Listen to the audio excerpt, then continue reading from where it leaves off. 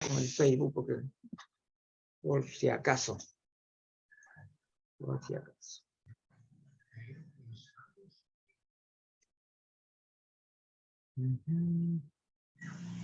Ya está abriendo la página de Facebook.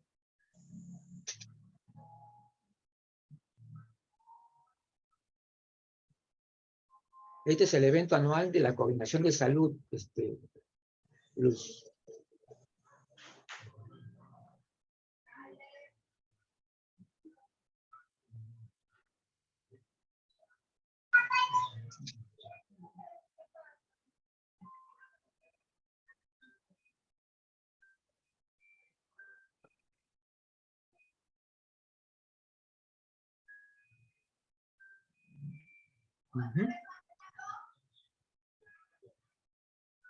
Listo. ¿Qué tal? Muy buenas tardes, bienvenidos a todos en este programa especial que tenemos el día de hoy. Me da mucho gusto verlos a todos por ustedes vía Zoom y los que están por las demás plataformas digitales que nos están viendo por YouTube o por Facebook. Cualquier duda que vayan teniendo la pueden ir poniendo en los comentarios.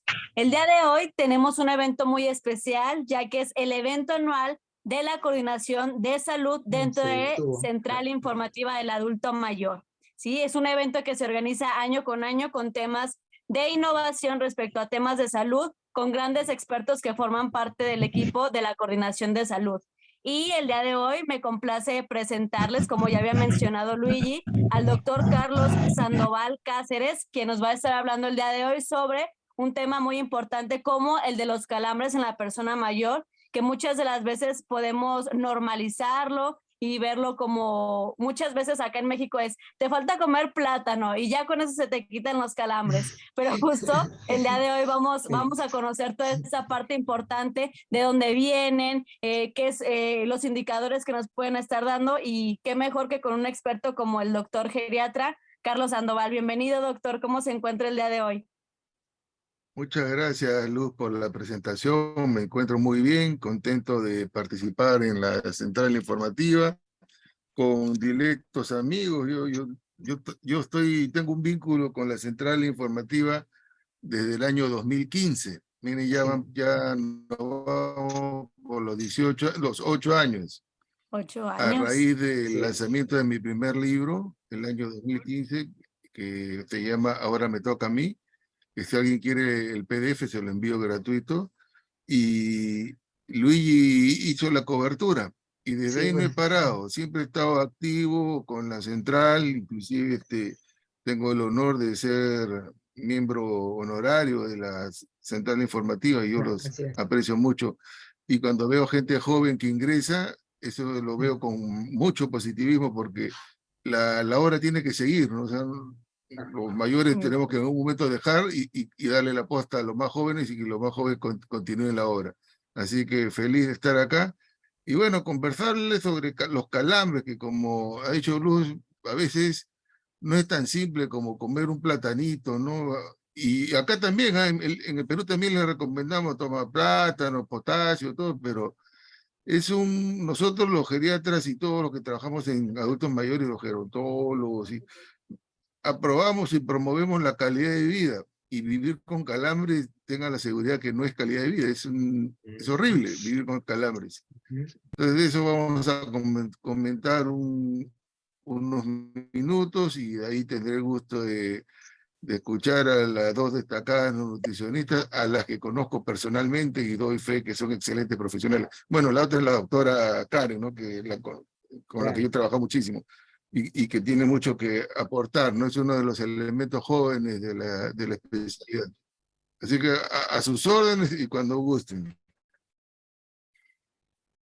Adelante, doctor, ya con su exposición. Claro que sí, el escenario es todo de usted, así que hay que empezar. Con todo gusto. ¿Se ve la pantalla? ¿Se ve? Sí, perfecto. Sí, claro. Se ve, ¿no? Vamos a ampliar acá. Perfecto. Se ve y me escuchan, ¿no? Sí, está bien. Bueno, los calambres como le digo, es un problema que estadísticamente dice que se puede presentar en el 50% de las personas, es decir, la mitad de la población.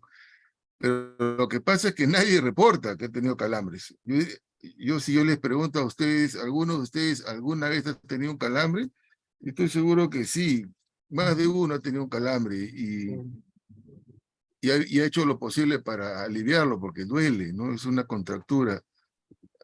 Entonces, son unas contracciones involuntarias musculares generalmente en los músculos gemelos. Miren ahí ese músculo.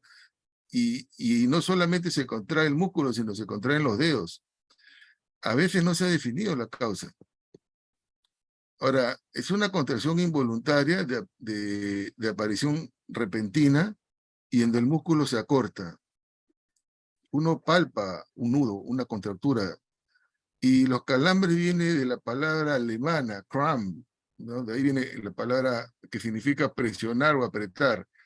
Y de ahí partió y ya se distribuyó a todo el mundo, al inglés y al español.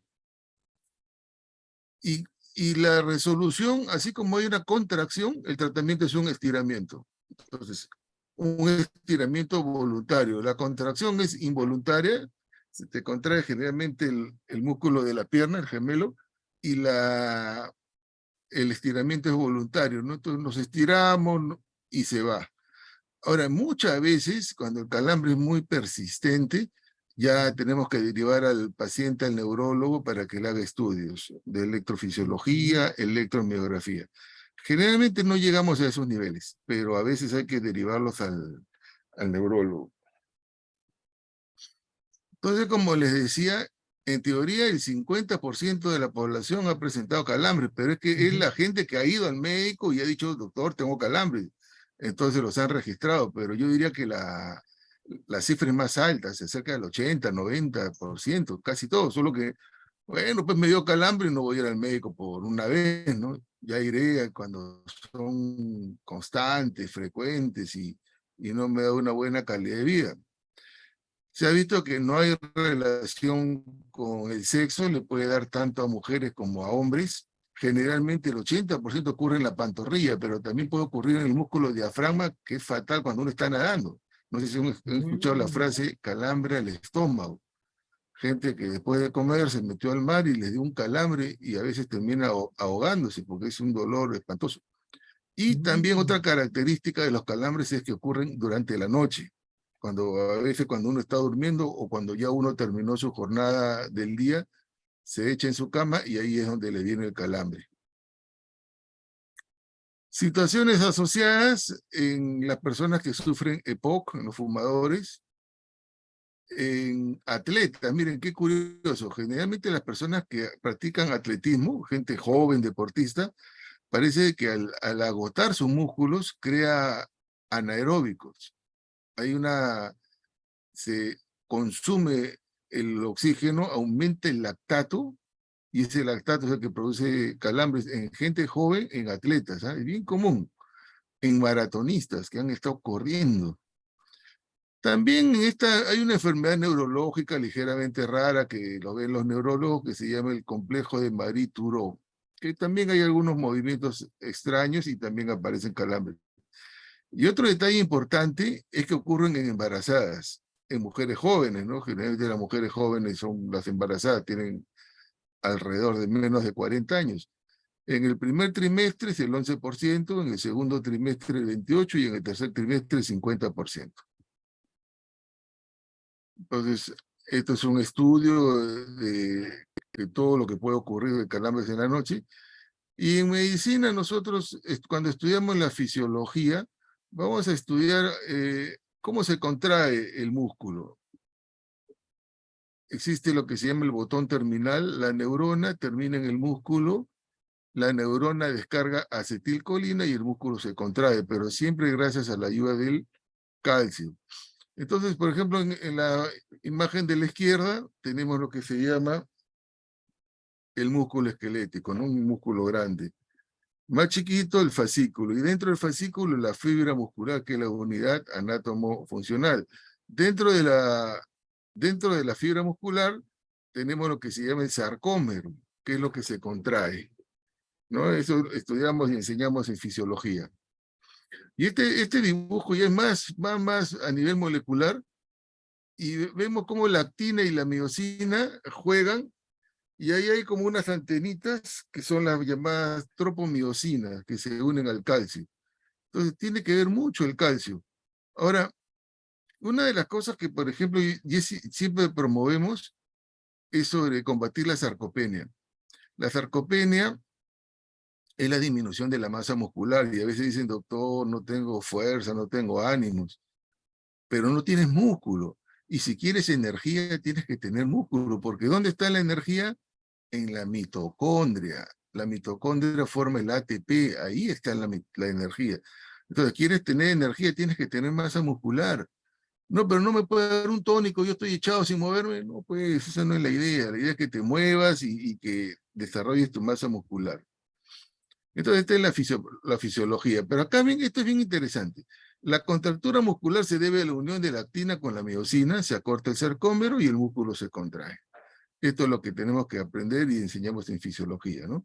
Ahora, siempre hay un músculo agonista y un músculo antagonista. Entonces, cuando un músculo se contrae, el otro se relaja. Y cuando uno se relaja, el otro se contrae. Pero ¿qué ocurre en el calambre? Se contrae uno y para contrarrestar el calambre tenemos que mover el músculo antagonista. Y va a ocurrir este círculo vicioso. Miren qué interesante. Aumento el tono. Aumenta el tono, empieza el dolor, entonces no me muevo. Al no moverme disminuye la circulación. Se acumulan las toxinas y aparece el dolor. Y entonces, si ocurre el dolor, aumenta el tono, no me muevo, disminuye la circulación, se acumulan las toxinas y viene el dolor. Y así podemos hacer un círculo vicioso largo. La fisiopatología del calambre, hay una descarga nerviosa involuntaria, ¿no? Que aparece. Se acaban el ATP, se acumula el calcio. El calcio tiene mucho que ver con la contractura, Tanto así que dijeron, bueno, si una persona sufre de calcio, podemos darle unos remedios que son los bloqueadores de calcio, ¿no? Que es el verapamil, el nifedipino, amlodipino. Pero el problema es que si le damos esos remedios a un paciente que no es hipertenso, le vamos a bajar mucho la presión. Pero si una persona es hipertensa y sufre calambres, estos remedios que le llaman bloqueadores de los canales de calcio, el nifedipino, el amlodipino, les cae de perilla. Entonces, ¿cuáles son las causas? Varias y ninguna, pero son varias, ¿no? Por ejemplo, uno que no se sabe. Dos, cuando hay deshidratación asociada a ejercicio extremo. La sarcopenia, que ya hemos comentado. El estar parado o sentado mucho tiempo, por eso es que hay que moverse.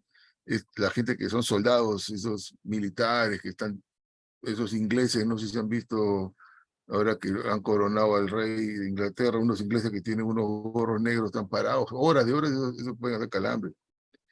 Trastorno circulatorio, estrés, compresión neuronal. Las personas que con problemas a nivel de la neurona tienen tendencia a hacer calambres. Trastornos electrolíticos, sodio, potasio, magnesio, fundamental. A veces decimos, toma sodio, toma potasio, y no le damos magnesio. Denle magnesio. Magnesio es muy bueno para los calambres, ¿no? El embarazo, que ya lo comentamos, y algunas enfermedades como la uremia, la cirrosis, trastornos osteomusculares, hipotiroidismo. También algunos medicamentos pueden producir calambres. Miren qué amplio es esta etiología, ¿no? Se asocia en las noches, y viene la flexión plantar, y dentro de la lista de remedios que ocasionan calambres tenemos los inhibidores, los diuréticos, los inhibidores de la ECA, que son los que terminan en pril, captopril, enalapril, todos los que terminan en pril. Las estatinas, o sea, la atorvastatina, la simvastatina, ocasionan un tipo de dolor. El tabaquismo y el retiro brusco de algunos remedios. Miren, hay estudios sobre el uso del calambre. El hecho nomás de tener hipercalcemia también puede ocasionar calambre, ¿no? Por eso que una persona con hipercalcemia tiene pérdida del apetito, náuseas, estreñimiento, confusión, cansancio. Y también existe la hipocalcemia, es decir, los valores de calcio bajo. Y ahí donde hay unos movimientos y espasmos, ¿no? Unos movimientos, no sé si me ven cómo hago mi cara, hay unos movimientos espontáneos, unas fasciculaciones. Ahí también, este es el signo de Chevostek. que uno le pone con el dedo o con un martillito, le da detrás de la oreja y el paciente se queda con ese signo, pero se queda horas. El signo de Trousseau, que le toma la presión, y esto se ha visto en pacientes que tienen calcio bajo o hipocalcemia. Entonces, ¿cómo hacemos el enfoque? Primero, determinar si tiene calambre de verdad o no, ¿no? Porque de repente no es calambre, sino es adormecimiento. Hay gente que confunde el calambre con el adormecimiento o con los dolores. Tenemos que ver la etiología, determinar un buen examen clínico y pedir algunos análisis de laboratorio. Electrolitos, sodio, potasio, magnesio, urea, creatinina, glucosa, calcio, unos análisis, y con eso podemos determinar y ayudar a nuestro paciente. El diagnóstico diferencial es ver con qué podemos confundirnos, por ejemplo, con el síndrome de piernas inquietas, la paciente que está pateando en la noche a la pareja, movimientos periódicos de las extremidades, mioclonías, enfermedad vascular periférica, distonías, miopatía metabólica, mialgias y síndrome comportamental.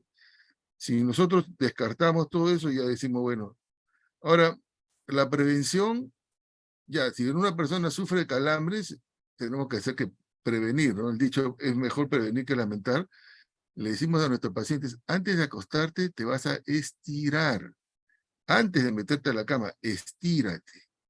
Así como el señor de la foto que está estirándose, estírate todos los músculos, los de la pierna, los de la columna, de los brazos. Después de estirarte, empieza a comer proteínas, mejora tu masa muscular, proteína de origen animal. Si es vegetariano, que tendrá que tomar un suplemento de proteína extra, consumir huevos, consumir vitamina D para mejorar la masa muscular. Control de todas las enfermedades de fondo, porque el enfermo puede tener diabetes y está volando pues con la glucosa, está en 300, 400, obviamente no solamente va a tener calambre, sino hasta se puede morir. Evitar la deshidratación. Y otro detalle, el calzado. A veces no nos damos cuenta y el calzado no es el más apropiado. En el caso de mujeres, hay mujeres que han usado taco alto toda la vida, entonces ya el tendón de Aquiles se le acortó y no quieren usar, no quieren porque se incomodan usar zapatos chatos. Entonces decirle, bueno, si vas a usar taco, que sea de base ancha para que no te caigas, ¿no? No usar las medias muy ajustadas y tampoco la ropa muy ajustada. A veces hay chicas que se ponen pues los jeans con calzador y después no pueden ni respirar, entonces esa apretación, eso le está ocasionando, puede ocasionar calambre. Estiramiento, el hielo, los masajes, los hidromasajes pueden servir. Algunos medicamentos dicen que la gabapentina podría servir, algunos calcio antagonistas, esto tiene que ser indicado por el médico. La gabapentina no puede uno comprar en la farmacia, ni calcio antagonista que bajan la presión. De repente vitaminas sí, pueden tomar complejo B, vitaminas, eso sí no hay ningún problema. Pueden tomar magnesio, sale de rehidratación oral. Y el único remedio que sí habían visto que funcionaba era la quinina. La quinina es lo más peruano que hay, es una de las cosas que me enorgullece como peruano, ¿no? ¿Por qué digo que es lo más peruano que hay? Porque miren dónde está en nuestro escudo nacional. O sea, no hay más peruano. Y no confundan la quina con la quinoa. El árbol de la quina y el árbol de la quinoa. Entonces la quina produce un remedio que se llama quinina, y ese remedio quinina es un antimalárico. Ese es uno de los aportes que dio América a Europa. Cuando vinieron los españoles, conquistaron América, se llevaron la quinina, y la quinina, aparte de ser un buen antimalárico, es un buen antipirético. Antes del paracetamol, todas las fiebres y elevación de temperatura se curaban con quinina. El problema es de que se ha visto que la quinina te puede quitar el calambre, pero te puede ocasionar un montón de problemas como sangrados, latidos irregulares, alergias, disminución, tanto así que la OMS no le ha dado el pase. Entonces, al no darle el pase, no podemos recetar quinina como pastillas, pero sí recomiendo la gaseosa, pues hay una gaseosa que se llama agua tónica.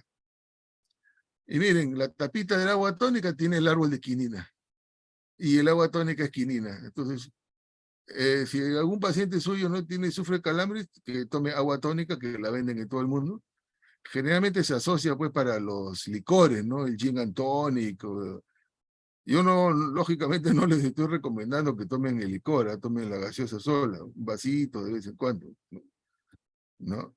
Y bueno, eso sería todo. Y de paso, un publicherry a mi nuevo libro que se llama Chau Mamá, Chau Papá, que ya está próximo a publicar, ya probablemente la semana que viene estamos lanzando y ya los estaremos invitando a que participen y nos apoyen.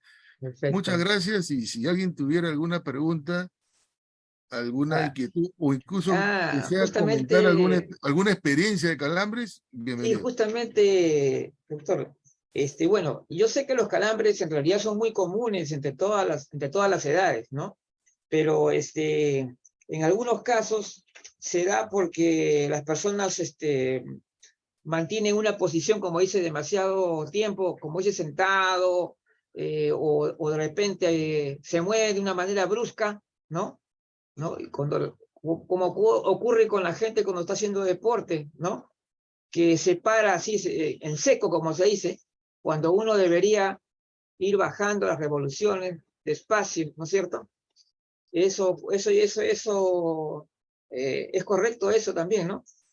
De que la persona que está moviéndose, digamos, con cierta fuerza, con cierta velocidad, cuando se detiene, no debería detenerse de golpe, ¿no? Sino debería ser poco a poco, ¿correcto? Sí, sí, sí, eso se ha visto mucho en los deportistas, ¿no? Cuando llegan Se de la detiene. maratón y se tiran, pues, ¿no? O incluso personas que, el adulto mayor, a veces confundimos la hipotensión ortostática con los calambres, ¿no? Porque a veces el adulto Ah, mayor está echado 6 horas y se levanta para ir al baño y se levanta de golpe. Yo le digo, levántate, quédate sentado un rato con las piernas colgando y después ya te vas al baño, porque si no te puedes caer. así es. Está bien, entonces. Bueno, a ver si no hay otro comentario o pregunta, entonces seguimos, Luz. Creo que Claro que sí. la ¿Alguien más doctora. tiene alguna pregunta? Ah, por ahí, Mercedes, adelante. Sí, hay varias preguntas. Mira, nos están viendo algunos amigos y me la formulan no pueden entrar a formular al doctor. Y primero, ¿qué hacer cuando hay calambres en los dedos del pie? Dice, ¿no? El señor que pregunta tiene calambres en los dedos del pie. Y la señora que ha llamado también dice, ¿por qué los calambres dan siempre en las noches? Dice, ¿no? Son las dos preguntas que nos han llegado y se las paso al doctor. Bueno, Y hay como le una digo, más, primero, doctor confirma. Carlos, y hay una más. La señora Juana pregunta si el magnesol es igual al magnesio. Ya. Primero, definir si es un calambre, ¿no? Si es un calambre, bueno, ya nos quedamos con el concepto y después prevenir no, prevenir no, sino tratar todas las enfermedades de fondo. Si es diabético, tratar la diabetes. Si tiene problemas de circulación, tratar los problemas de circulación. Si tiene problemas de electrolíticos, tratar los problemas electrolíticos, los problemas renales, es decir, la enfermedad de fondo. Segundo, estirarse. Ya recomendé, antes de acostarse hay que estirarse. Y en el caso de los dedos, estirar los dedos, para que la noche no le gane y no se sorprenda. Y sobre el magnesol es una marca. Hay varios magnesios. Hay citrato de magnesio, hay un montón de marcas y el magnesol es una marca. Así como la amoxicilina es el nombre genérico y hay un montón de amoxicilinas, igual el magnesol es una marca que sí, si esa persona desea comprar esa marca, puede comprar. El magnesio hoy en día viene en cápsulas, viene en polvitos y viene en efervescentes. Todas funcionan a la larga, así que no le voy a hacer publicidad ninguna, así que puede comprar nomás con seguridad. Muy bien. Ahora sí. Excelente, muy bien. Pues le agradezco mucho, doctor Carlos Sandoval, por esta muy grata y muy completa ponencia respecto al tema de los calambres, a pesar de que es muy poco el tiempo que podríamos demorarnos en platicar sobre estos temas, fue muy sustancioso. Le agradezco mucho Y para cualquier cuestión, algún tema que quieran en específico, el doctor Carlos pertenece a la central de salud, al grupo de salud, por si les gustaría que diera algún tema en específico, puedan hacer sugerencias Claro. y escribirlo por ahí en los comentarios. Por otra Ajá. parte, otra de las grandes celebridades y personalidades que tenemos el día de hoy es la doctora Karen Bustamante. Ella es una geriatra. Como les mencionaba, dentro del grupo de salud tenemos a únicamente expertos en el tema, entonces hoy nos complacemos en que la doctora Karen venga a compartirnos algunos tips para un envejecimiento exitoso. Muy buenas tardes, doctora Karen, ¿cómo se encuentra el día de hoy? Bien, muchas gracias. Gracias por la presentación. Gracias a todos los que están presentes, al doctor Carlos Sandoval, mi maestro, a quien yo aprecio mucho y lo felicito nuevamente por su última publicación, que ya va a salir a la venta y va a ser un éxito rotundo de todas maneras. Muy bien, pues sin más por el momento te cedo el escenario, Karen, para que tú empieces con tu tema y nos deleites con toda la información por compartir. ¿Vas a compartir pantalla, Karen? Sí. Allá. Entonces creo que está activada la función. Ah, sí está activado. Ya, ¿ahí la pueden ver? Todavía no abre. O sea, Se ve la pantalla negra, pero sí se ve el cursor. Se ve el cursor, pero no aparece todavía la diapositiva. Ya, yo ya la estoy viendo. A ver, de repente unos minutos. Está cargando lento, seguro.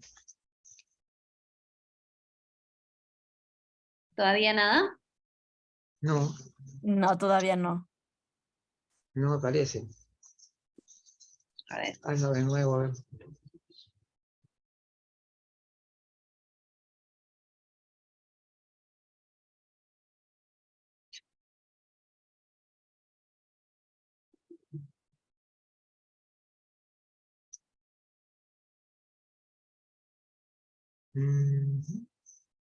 Sí, pues no sé. Ah, ahí está abriendo ahí está la pantalla. Y ahora sí. Listo. Ahora Ya, sí. genial. Sí. Bueno, muchas gracias por la invitación nuevamente. Para mí es un placer estar aquí compartiendo esta exposición con todos los que están presentes y bueno, sé que va a quedar grabada, así que con todo gusto de compartirla. Mi tema es tips para un envejecimiento exitoso. Siempre podemos nosotros hacer algo para estar mejor independientemente de la edad que tengamos. Y el envejecimiento es un proceso que no es lineal, sino va cambiando y va siendo algo muy individual y particular en cada persona. El envejecimiento en realidad depende mucho de nosotros. Nosotros tenemos el poder y la capacidad de decidir qué tipo de envejecimiento vamos a tener en cualquier etapa de nuestra vida. Por lo tanto, hay que empoderarnos con respecto a nuestra salud, con respecto a nuestra persona y también con respecto a todos los hábitos que vamos a ir adquiriendo y que podemos adaptarlo en cualquier etapa de la vida. Incluso si uno es adulto mayor, puede ir adaptando hábitos positivos porque siempre se puede estar mejor. Bueno, les traje esta imagen que representa mucho a todo lo que se ha ido viviendo y que los adultos mayores de la actualidad lo han vivido. Vemos que hay los índices de la natalidad después de la Segunda Guerra Mundial se aumentaron de manera exponencial por el crecimiento económico y todo el auge que hubo a nivel mundial. Actualmente los baby boomers, que son los nacidos entre el 46 y 74, son adultos mayores, tienen 58 años a más. Por lo tanto, es una generación muy particular. Los adultos mayores de ahora son muy diferentes a los de generaciones anteriores. Tienen ciertas características ya que han participado un poco de todo lo que es la revolución sexual, también de la igualdad igualdad más o menos de las leyes y de los derechos de las personas, los derechos civiles, y tienen ciertas características como que valoran mucho la familia, han valorado mucho su trabajo, les gusta tener una estabilidad económica, buscan también su propio hogar. Muchos tienen cierta aversión a grandes cambios y eso es algo también de lo que voy a hablar. porque hay que ser un poco flexibles y tolerantes para también tener un envejecimiento exitoso. Después de la jubilación, muchos adultos mayores pueden continuar con otros trabajos dependiendo de qué tan creativos puedan ser, y esto también es muy beneficioso. La tecnología que se desarrolló ahí fue la televisión, esa fue como que el boom tecnológico que se fue desarrollando, y actualmente los adultos mayores están experimentando un cambio tecnológico que también debemos familiarizarnos y también estar como que ir avanzando acorde como van avanzando también nuevas tecnologías, o al menos conocer de estas para tener, esto es parte también de un envejecimiento exitoso, ¿no? Muchos usan el Internet, el 58% de los adultos mayores usan el Internet como medio de contacto, de comunicación. Muchos también les gusta investigar, y muchísimos y cada vez más tienen smartphones o teléfonos inteligentes que facilitan la comunicación y el contacto con el mundo, ¿no? Entonces ahora yo les voy a empezar a dar algunos tips muy puntuales para que vayan desarrollando un envejecimiento exitoso en cualquier etapa de la vida, pero centrándonos mucho más en la etapa adulta mayor. La nutrición, hay que tener en cuenta que el alimento es la energía que ingresa a nuestro cuerpo. Mientras más variado sea el alimento, más nutrientes vamos a tener dentro de nosotros, y nuestras células van a tener el recurso que necesitan para tener una correcta regeneración, para tener una buena inmunidad y para que nuestros órganos funcionen en armonía. Basada en menestras, pescados, frutas, verduras, cereales andinos. Nosotros aquí en Latinoamérica tenemos una gran variedad de fuentes nutricionales que provienen de nuestra tierra. Aquí en Perú también los tenemos, así que hay que aprovechar los recursos que tenemos a nivel local. Aceites esenciales también, el aceite de sacha inchi, el aceite de coco, el aceite de linaza, el aceite de ajonjolí, el aceite de oliva, tipos de aceites que sean adecuados. Lo que sí no les recomiendo es aceite de semillas procesados como girasol, semillas de aceite de palma. Estas marcas, bueno, no voy a hablar de marcas en específico, pero traten de reducir el consumo de aceites vegetales de semillas, como el de palma, el aceite de girasol tampoco, no son muy recomendables. Les recomiendo que usen aceite de oliva, aceite de coco. Acá también voy a incluir las ollas. Hay que evitar cocinar con teflón. El teflón es súper tóxico, y si ustedes se dan cuenta, en la sartén de teflón cada vez se va descascarando y terminamos comiéndonos todo ese teflón, que es súper tóxico, y todo queda dentro de nosotros. Las mejores ollas son las de cerámica o las de granito o las de acero quirúrgico. De ahí los frutos secos, también muy recomendables. Las carnes magras. Hay personas que son vegetarianas, la tendencia vegetariana cada vez también va siendo adulta mayor. Hay muchos adultos mayores que se van tornando vegetarianos, que también es válido. Tubérculos como yuca, papa, camote. La oca es uno de los tubérculos que tiene más proteínas, y en la etapa adulta mayor el consumo de proteínas es crucial, la oca. Hay que evitar ciertos alimentos como carbohidratos refinados, azúcares, procesados, embutidos, gaseosas.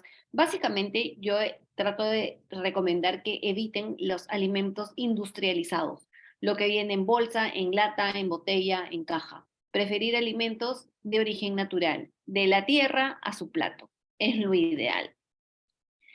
Aquí yo también les he querido comentar sobre el omega 3 y el omega 6. El omega 3, nuestra dieta, nuestra alimentación es muy rica en omega 6. El omega 6 es proinflamatorio. ¿Dónde está el omega 6? Bueno, básicamente está en los alimentos procesados. También está en el huevo, también está en la carne, pero tiene que haber un balance entre el omega 3 y el omega 6. Sin embargo, como nuestra comida es muy industrializada, el índice de omega 3 es muy alto en relación al omega 3, y esto actúa como una proinflamación. Inflama nuestro cuerpo. El omega 6, el exceso de omega 6 inflama nuestro cuerpo, y todo lo que nos inflama nos envejece más rápido. Parte del proceso del envejecimiento está muy determinado o influenciado por el grado de inflamación que hay en nuestro cuerpo. Y gran parte de la inflamación se debe a los alimentos procesados que ingresan a nuestro cuerpo. Por lo tanto, hay que aumentar la dosis de omega 3 que viene en aceite de oliva, por ejemplo, en la palta, en las aceitunas, en los frutos secos y en estos alimentos que les he comentado como el pescado. Hidratación continua también es parte o es otro tip, porque conforme avanzan los años uno tiene menos sed. Sin embargo, los requerimientos de agua se mantienen. Uno cuando toma poco líquido se va encogiendo, va viendo menos, se reduce la claridad mental, aumentan los dolores articulares, aumenta el estreñimiento, el corazón se estresa, el riñón también. Por lo tanto, el agua es el nutriente principal que tiene que entrar a nuestro cuerpo. Cuando uno hace una receta, empieza por la hidratación, para que vean qué tan importante es el agua. Hay una fórmula que son 35 mililitros por kilo de peso en 24 horas, que es lo que se debería de tomar en una persona que está totalmente sana. Sin embargo, hay que tener en cuenta en pacientes con problemas cardíacos o problemas renales. Otro factor como nosotros podemos determinar si estamos bien hidratados o no es viendo cómo está nuestra orina. No tiene que ser muy amarilla o muy cargada, porque eso quiere decir que estamos deshidratados. También abran su boca y miren sus mucosas, cómo está su lengua. Si su lengua está seca, probablemente les falte mucha cantidad de líquido. Entonces, hay que mantener nuestras mucosas hidratadas y todo nuestro cuerpo con hidratación continua. Pueden ser infusiones, refrescos naturales o agua. El café no hidrata. La sopa también por lo general se agregan especies que le quita efecto hidratante. Sin embargo, a través de la fruta, las verduras y las comidas también hay un porcentaje de agua que entra a nuestro cuerpo. Pero tomen líquido, traten de tener un tomatodo, o yo les recomiendo siempre que tengan, para que vayan acordándose a ingerir líquidos y que sea hasta las 5 de la tarde para que no estén miccionando mucho en la noche. La actividad física es otro tip clave. Lo que no se usa se atrofia. El movimiento es fundamental y no hay nada que reemplace el movimiento. No hay ninguna pastilla que supere al ejercicio o al movimiento en sí. Si es que no nos movemos, los músculos se van atrofiando, van disminuyendo en el tono, en la fuerza, y eso nos discapacita a largo plazo. Por lo tanto, cuidar nuestros músculos y hacer ejercicio es vital, fundamental. No hay otra opción, no es negociable. El ejercicio no tiene reemplazo. Hay que hacerlo sí o sí. Es mejor hacer algo a no hacer nada. Es mejor caminar un poco, aunque sea unas cuadras, subir una escalera, a no tener casi nada de movimiento.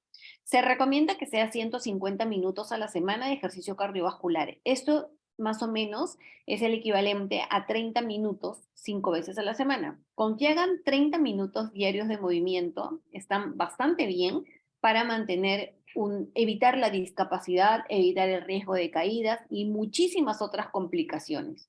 El ejercicio tiene beneficios en 360 grados, en todas las esferas de nuestra vida, ya sea en el aspecto físico, funcional, mental, social, emocional, mejora la calidad de sueño. O sea, no hay nada que supere al ejercicio.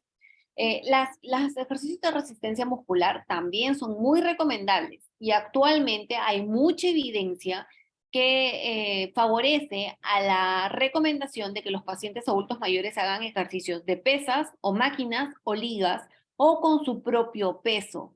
Si es que no tienen pesas, pueden hacerlo con botellas chicas de agua o con una lata de, no sé, un enlatado. Pueden hacer ejercicios con cualquier peso, incluso estando en casa. Las ligas son súper prácticas de hacer, pueden hacerlo en casa, o sea, no necesitan mucha arquitectura o mucho equipo necesario para poner en práctica los ejercicios. Pueden buscar videos en YouTube, hay mucho alcance al respecto y siempre les recomiendo ir de menos a más, aumentar en tiempo e intensidad según la tolerancia de cada persona.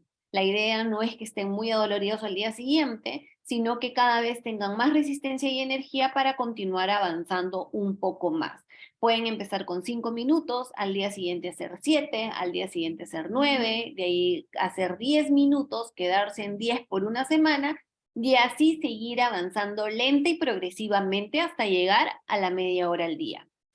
El Tai Chi también es un ejercicio que tiene muchísimos beneficios, mejora la marcha, mejora el equilibrio. En pacientes con Parkinson va súper, súper bien Tai Chi. Otro tip clave es el sueño. Más que cuántas horas voy a dormir, la idea es despertarse con sensación de haber tenido un sueño reparador. Despertarse y tener la sensación de que se ha dormido bien. Les recomiendo que desconecten todos los equipos de su casa, hasta el internet, desconecten hasta el Wi-Fi de su ambiente, de su casa.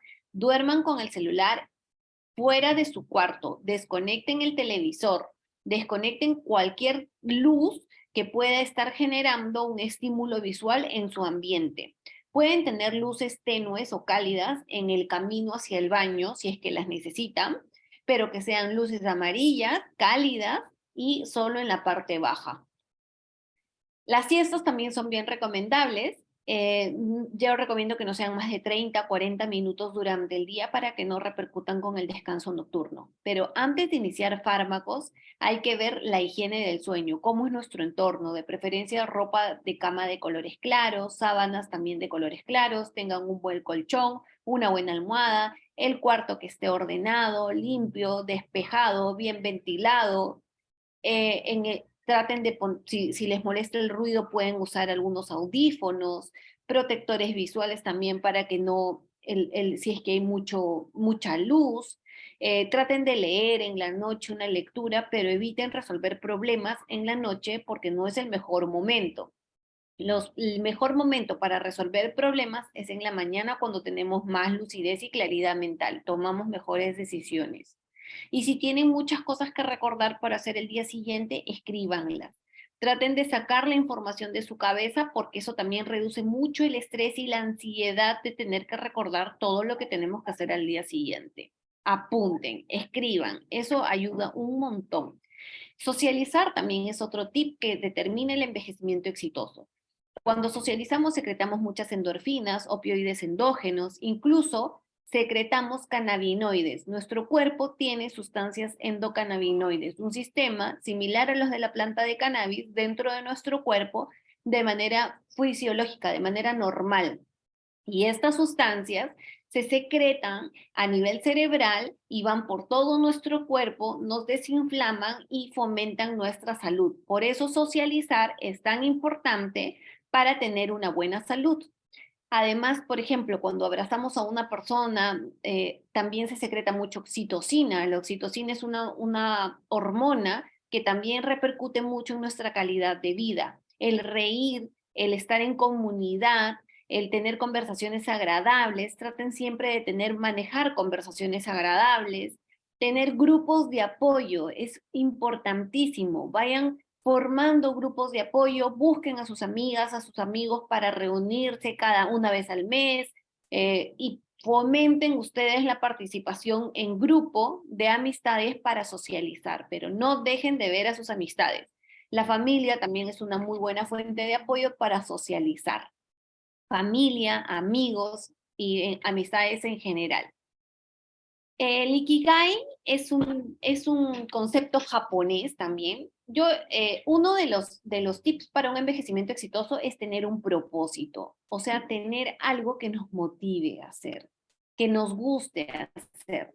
Y en Japón, el concepto japonés lo determina como Ikigai. Entonces, hay que hacer lo que te gusta hacer, realizar actividades que amamos, que nos apasionan. Hay que tener hobbies, actividades placenteras para desarrollarlas en el día a día, porque esto también mejora mucho la calidad de vida, nos mantiene funcionales, nos mantiene productivos.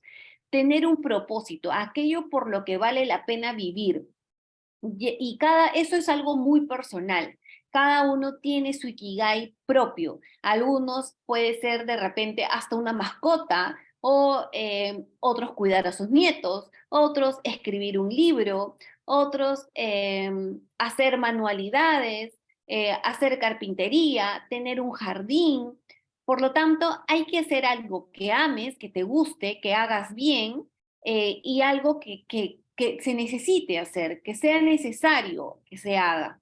Eso es el Ikigai, la razón de ser, el propósito. Hay que tener un propósito, algo que nos motive a seguir adelante. Es básico para un envejecimiento exitoso. Y también se puede traducir como tener un hobby, algo que nos guste, que nos motive a hacer. El mindfulness también lo he considerado porque es como una filosofía de vida. Hay que tener pensamientos pragmáticos y paralelos, evitar los conflictos y los nudos emocionales y los dimes y diretes. Hay que ser más prácticos de pensamiento, tratar de vivir el presente, vivir el momento, sin pensar tanto en otros tiempos, en lo que pasó, en lo que será, porque nadie sabe lo que va a pasar. Lo único que tenemos es este momento para estar conectados con todos nuestros sentidos, escuchar, mirar, conversar, sentir, oler. Eso es lo único que tenemos y lo que tenemos que disfrutar. No hay nada más. Después del COVID ya no hay un mañana. Por lo tanto, usen sus perfumes, usen su ropa, lo que tengan que usar, no guarden cosas para después. Disfruten de sentir sensaciones placenteras y agradables que sean buenas para ustedes. Estar conectados con nuestros sentidos. También resolver conflictos, evitar guardar rencor. El rencor altera, todo este aspecto emocional tiene una repercusión directa en nuestra calidad de vida y en nuestra salud. Por lo tanto, guardar conflictos, guardar rencor, envidias y estos problemas que son tan usuales nos afectan mucho. Y conforme avanza el tiempo, ciertos rasgos de la personalidad se vuelven más rígidos. Hay que ser tolerantes, hay que ser flexibles de pensamiento, hay que tratar de no ser muy rígidos, ser un poco más empáticos, aceptar otros puntos de vista también es importantísimo para que nosotros podamos ser un poco más flexibles y empáticos con nuestro entorno. No podemos cambiar la forma de pensar de otra persona, cada uno va a su ritmo y tiene el pensamiento que quiere tener. Hay que ser flexibles con eso, aceptarlo y seguir con nuestra forma de ser, pero siendo tolerantes y empáticos. Aprender a meditar. Lo he puesto porque en los congresos mundiales de antienvejecimiento y longevidad hablan mucho sobre la meditación, sobre la regeneración cerebral que se produce cuando uno medita. Las células se pueden regenerar. Tenemos la capacidad de la autosanación. Nosotros mismos podemos regenerarnos. Y eso se puede lograr con la meditación. La meditación es gratis, accesible para todos, no tiene efectos secundarios, se puede poner en práctica en cualquier momento y en cualquier lugar incluso. Por lo tanto, hay que aprender a meditar. Hay escuelas actualmente de meditación. Hay muchas escuelas de meditación y es muchísimo más fácil de lo que creemos. La meditación, a veces uno piensa, pero tengo que poner la mente en blanco.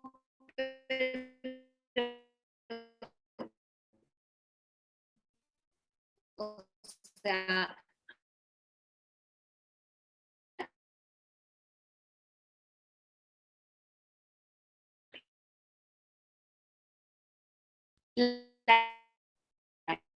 bien. Se detuvo tu imagen, Karen. Qué pena. La perdimos.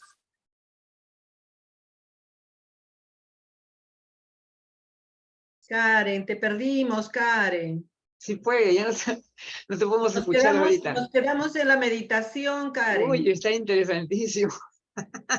Sí, está deliciosa su exposición. Sí. Ay, ojalá que pueda recuperar. No, ahorita no está ya. Vamos a dar un minuto a ver si puede regresar.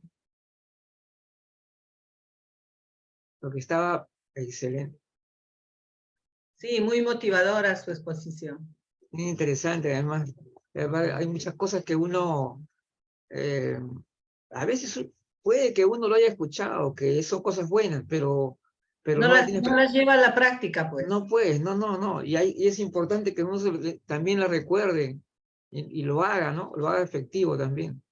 Sí. Claro, y que nos lo digan ahora, una vez más, como ella lo está haciendo ahora, ¿no, Luigi? Sí, Donde sí. nos dice por qué tenemos que hacer eso. Creo que ahí está el kit del asunto. Sí, pues, y lo está enumerando, Sí, va sí. enumerando parte por parte todo Sí, eso. está muy Sí, bonita. parece que ha tenido un Pero- problema con la red, ¿ah? Con su red, sí, porque se detuvo la imagen y después ya, cuando se detiene la imagen es el punto para que se vaya ya de la El red. audio. Sí, vamos a hacer, entonces creo que, a ver, para no detenernos, creo que podríamos ya, ¿estás por ahí, Luz? Luz, ¿estás ahí? Sí, Luigi, por Ahí aquí está, Luz. estamos. Bueno, mira, Pues ahorita ha tenido... esperemos que regrese la doctora Sí, pues, Karen. ¿no? Aunque sea para que termine lo que faltaba, ¿no? Porque estaba interesante. Exacto, Pero, exacto, pero como dijo Luigi, por mientras vamos a seguir con el otro tema que tenemos preparado dentro de claro, la unidad de salud para todos ustedes. También es una experta en el tema, ella es una licenciada en nutrición, como ustedes le dicen, nutricionista, y como le decimos acá en México, es nutrióloga. Entonces, ella nos va a hablar sobre un tema muy importante. Ella es completamente, como les menciono, experta en tema de personas mayores, y el día de hoy vamos a hablar sobre el tema de situaciones clínicas desafiantes en la persona mayor, ¿sí? Para que en esta charla que va a dar en este momento Jimena Chávez, ustedes puedan sacar todas sus dudas y de verdad no se queden con nada, porque todos ellos los que hablaron el día de hoy son gente que es experta y muy preparada en el tema. Entonces, para que lo aprovechen mucho, por ahí, Jimena, ya estás por ahí. Ah, ya la vi. Ya la vi, si sí, puedes prender tu sí. cámara. Adelante, Jimena. Hola, ¿Qué tal? ¿Qué tal? ¿Cómo estás? Bienvenida. Ahí está, bien, Jimena. ¿qué ¿Cómo tal? estás? Dale, muy ¿Qué bien. tal? Así que Pues bienvenida. seguimos. Te cedo la palabra para que tú empieces como tal con tu tema. Ujú, perfecto. ¿Vas Qué a peni- proyectar? Sí, sí, sí. Acá tengo para compartir, no te preocupes. Creo que Ah, ya está perfecto, activada la excelente. función, porque yo no lo he desactivado. Ahí está, dice. Sí, sí, está Sí, activada ya. Sí. Ujú. qué pena lo No, de la doctora, pero bueno, seguro que sí, ya. pues, ¿dónde estaba la expectativa? Ahí está, Karen, ve, está Sí. volviendo. Pero ¿qué hacemos? Le vamos a decir que, a ver si lo completa después, ¿no? Porque ya empezamos. No sé, como quieran, o si quieren que ella siga exponiendo para que termine el tema y de ahí me ¿Mejor? meto yo ¿Sí? mejor. No hay problema. A ver, si Yo es sigo así. acá, sigo acá. Ah, ya, perfecto, Perfecto. entonces. Entonces nos ponemos de acuerdo de esa forma. A ver, vamos a... Perfecto, Jimena. Muchas gracias por tu comprensión. No, no hay Sí, Doctora problema. Karen. Voy a estar escuchando, así que sí, cualquier porque cosita me avisan. falta lo Claro que sí. de... Espérate, ¿no? Allá. Ya, entonces, Listo, doctora continuamos Karen. con Si la gusta. doctora Karen para que pueda terminar su exposición, que estaba interesantísima. Ay, muy amables, gracias. Más bien, tuve un imperfecto acá. Bueno, seguimos. ¿Pueden ver mi pantalla? Sí, Sí, Ya, sí, sí se ve. ya, qué bueno. Gracias, Jimena. Bueno, con respecto a la respiración, eso es otro tip, ya terminando la parte del mindfulness y la meditación. La oxigenación también es una función vital que nosotros ya la damos por hecha, prácticamente la tomamos de manera involuntaria, sin embargo hay que ser conscientes también de nuestra respiración. Es parte también de la meditación y del mindfulness y estar conectados con el presente, porque a través de la meditación es la primera vía cómo nosotros podemos estar conectados con el presente. Acuérdense de inhalar y exhalar de manera continua durante el día, inhalaciones y exhalaciones profundas, porque esto mejora mucho la claridad mental, nos da más enfoque mental y además mejora la amplitud de la caja torácica para tener una mejor oxigenación, además que mejora mucho nuestra postura. La respiración es un tip que va a ayudar a que tengamos un envejecimiento exitoso. Acuérdense de respirar, inhalaciones y exhalaciones. Con respecto a los suplementos, también hay muchos suplementos que nos pueden ayudar. Muchas veces nuestra alimentación no tiende a ser suficiente en ciertos antioxidantes o superalimentos muy puntuales, por lo tanto podemos complementarla con la suplementación. Sin embargo, no hay nada que reemplace al alimento ingerido vía oral. Algunos suplementos, por ejemplo, podría ser el resveratrol, que proviene del vino o de todas las frutas de color morado. Los arándanos también, que son unos superalimentos. El vino también tiene resveratrol y es una molécula que ayuda a retardar el proceso del envejecimiento, o mejor dicho, encaminar a la célula por un envejecimiento exitoso. La quercetina también, que está en la cebolla, la quercetina está en la manzana, y una muy buena fuente de quercetina es la cañigua. La cañigua es un cereal andino que es peruano, pero muy poco conocido, y mejora mucho la fijación del oxígeno a la hemoglobina. Así que la quercetina es una de las perlas que va a condicionar un envejecimiento exitoso. La cúrcuma también, la curcumina, que es, muchos conocen la cúrcuma, que es como un quión pero naranja, tiene una capacidad antiinflamatoria muy, muy importante. La vitamina D, también muchas veces nuestro aporte de vitamina D, que está en los champiñones, los frutos secos, el pescado, no es suficiente, por lo tanto podemos suplementarla. Acá también me faltó el sol. Nuestra sociedad tiene una aversión al sol. Usamos bloqueadores de manera indiscriminada. Se están muriendo todos los corales en el mar y el cáncer de piel no ha ido en descenso pese al uso cada vez en increyendo de todos los bloqueadores solares. Cada vez más bloqueadores solares y el cáncer de piel sigue en aumento. Por lo tanto, el bloqueador solar creo que se le está magnificando de manera comercial y estratégicamente marketera para sembrar un miedo y una intolerancia y una aversión al sol. Sin embargo, nuestro cuerpo está genéticamente predispuesto a recibir el sol, a estar en el aire libre, a estar en contacto con la naturaleza. La naturaleza, estar en contacto con la naturaleza equilibra eléctricamente nuestras células. Nuestras células tienen polaridades positivas y negativas y es la naturaleza la que devuelve nuevamente esa carga eléctrica a las células. Tanto estamos conectados a los celulares que esto altera la polaridad eléctrica de nuestras células. Estamos totalmente enchufados por en diferentes ambientes. Sin embargo, es la naturaleza la que vuelve a reconectarnos eléctricamente en nuestras células. Y el sol es una maravilla, la energía heliotrópica que nos da el sol. El omega 3 también muchas veces no es suficiente, por lo tanto podemos suplementarlo. El aceite de bacalao también tiene mucho omega 3. El zinc también, el zinc ayuda muchísimo a mejorar la inmunidad, sobre todo en tiempos de pandemia. El zinc, la quercetina, el omega 3, la cúrcuma, la vitamina D, fueron moléculas estratégicas que ayudaron mucho a potenciar la salud en pandemia. Coenzima Q10 también mejora mucho la salud cardiovascular. Suplementos que pueden tenerlos en consideración y hacer vacaciones terapéuticas también de ellos e irlos rotando para ir teniendo una mejor salud. Hay que tener en cuenta el uso correcto de fármacos, evitar automedicarse. Muchas veces consumimos fármacos de manera innecesaria y de forma crónica cuando no los necesitamos. Cuando se toman más de 5 fármacos empieza a haber polifarmacia y aparecen nuevos síntomas creyendo que son nuevas enfermedades, sin embargo es la consecuencia de la interacción entre los fármacos. Hay que tener cuidado con los fármacos de uso crónico y pregunten a su médico, ¿es realmente necesario que tome ese medicamento? Yo no estoy en contra de los fármacos, yo receto fármacos, pero cuando son realmente necesarios.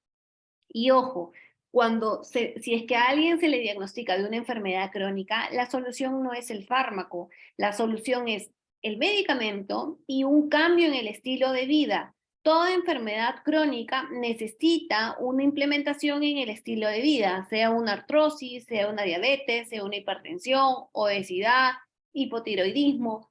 Cualquier problema que se le diagnostique en donde le digan tiene que tomar esta pastilla de por vida, tiene también que tener un acompañamiento en una modificación en el estilo de vida para que pueda ser mantenida en el tiempo y podamos revertir incluso ese problema. Entonces, si solo nos guiamos por el medicamento y que eso nos va a curar la enfermedad o nos va a mantener sanos, no es así. El medicamento tiene sus pros, pero también tiene sus contras. Por lo tanto, no hay nada que reemplace los buenos hábitos para tener un envejecimiento exitoso. La tecnología también, usar la tecnología, no tenerle miedo a la tecnología, indaguen, busquen información, entren a Google, googleen todo. Ahora está la inteligencia artificial, que es como un Google, igualito que un Google. uno puede entrar a este chat GPT-4 y así como ustedes ponen en Google cualquier palabra, pueden ponerla también ahí y va a salir toda la información tal cual lo es Google. Por lo tanto, no tengan miedo de usar nuevas tecnologías, no se va a malograr, así aprieten lo que aprieten, no se va a malograr. Pueden siempre volver a la pantalla de inicio y volver a empezar. Muchas veces las pantallas, bueno, pueden ampliar la letra, también mejorar la luminosidad para que puedan ver mejor, pero indaguen y manténganse conectados también porque actualmente es necesario estar con el uso de la tecnología para también estar como que a la vanguardia. Y más que televisión, yo les recomiendo que se mantengan informados por el periódico, un periódico que sea serio, con unas noticias claras, porque la televisión, las noticias, la televisión condiciona mucho sedentarismo, tiene una gran repercusión a nivel emocional, y las noticias por lo general son muy negativas. Por lo tanto, reduzcan su tiempo en pantallas y sobre todo en la televisión. Y obviamente prevenir es mejor que lamentar. Hay que prevenir las caídas, hay que ver cómo prevenimos las caídas con actividad física, tomando líquidos, manteniendo, si es necesario usar lentes, úsenlo, si es necesario usar un audífono, úsenlo, pero los sentidos tienen que estar operativos y activos. La dentadura también hay que chequearlo porque es la puerta de entrada a una correcta alimentación. Hay que prevenir el estreñimiento porque repercute mucho en la calidad de vida, tener una buena función gastrointestinal. Hay que controlar las enfermedades crónicas con chequeos oportunos. Por lo menos una vez al año sáquense exámenes de sangre para ver cómo están por dentro. Y la mejor forma, cómo podemos nosotros hacer una evaluación integral del estado de salud de la persona es con una valoración geriátrica integral, que es la evaluación como en 360 grados, como les comento, que puede detectar problemas que no son evidentes a simple vista, pero si los detectamos, podemos prevenir muchos problemas y anticiparnos a que no suceda, porque es más barato prevenir que curar. Muchas gracias, espero que les haya gustado la exposición y estoy dispuesta a responder las preguntas si es que las tuvieran.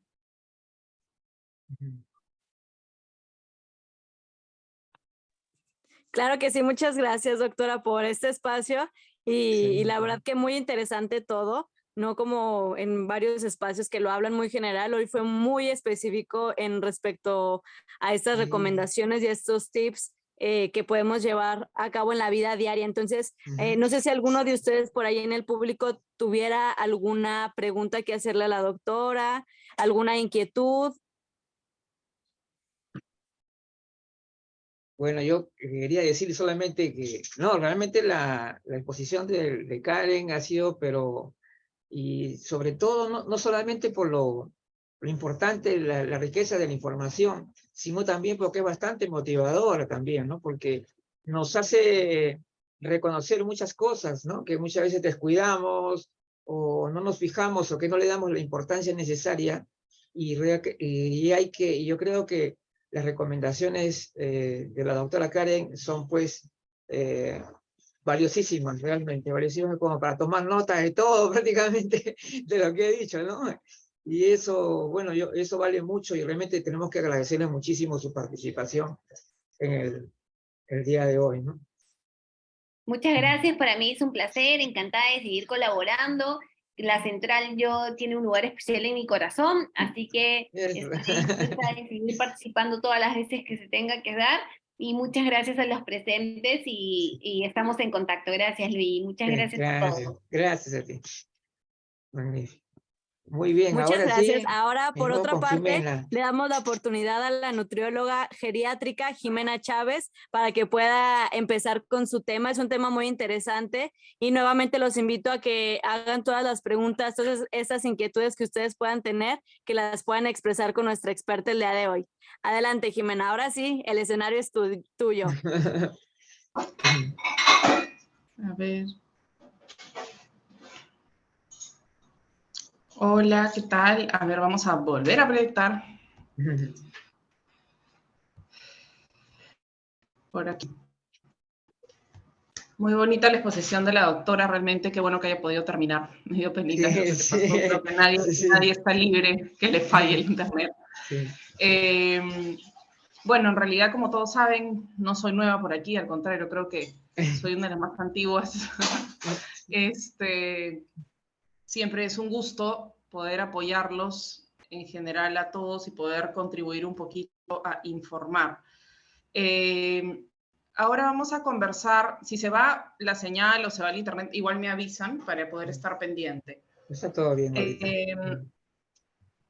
Bueno, vamos a conversar un poquito sobre situaciones clínicas desafiantes. ¿Y por qué yo les digo desafiantes? Porque si bien es cierto, hay situaciones en las que son un poco más sencillas, son situaciones en las que a veces no hay mucha destreza, por así decirlo, técnicamente hablando, ¿no? En temas nutricionales. Hay situaciones que sí son bastante complejas y que considero que solamente las puede tratar un nutricionista, y en general la nutrición es uno de los pilares de un envejecimiento saludable, y considero que parte del equipo interdisciplinario de salud en general no podría existir si es que no hay un nutricionista de la mano, porque como bien dijo la doctora, cualquier enfermedad y cualquier situación clínica no se va a solucionar solo con un fármaco, hay que solucionarlo con un cambio y una mejora en el estilo de vida.